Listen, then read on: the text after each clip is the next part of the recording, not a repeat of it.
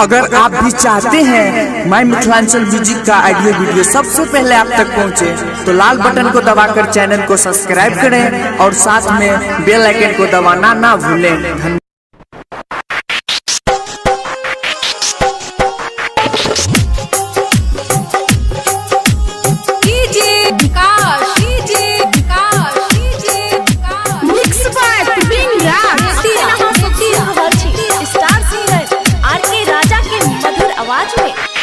धोखा को ना दिलो ये कोना बदल गेलो, धोखा को ना दिलो ये कोना बदल गेलो। वादा केने छलो जान कोना बिसर गेलो ये, वादा केने छलो जान कोना बिसर गेलो ये। धोखा को ना दिलो ये कोना बदल गेलो, धोखा को ना दिलो ये कोना बदल गेलो।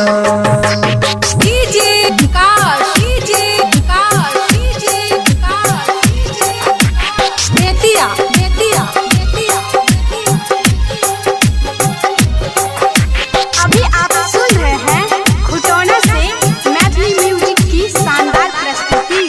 घुट घुट कह हम जियै छी, पागल कहै जमाना, गलती कौन भेलै बना देलौ ये बेगाना।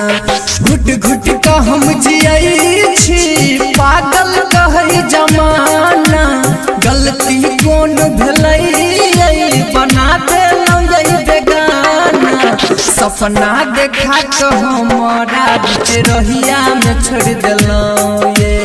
धोखा को ना दिलो ये कोना बदल गेलो।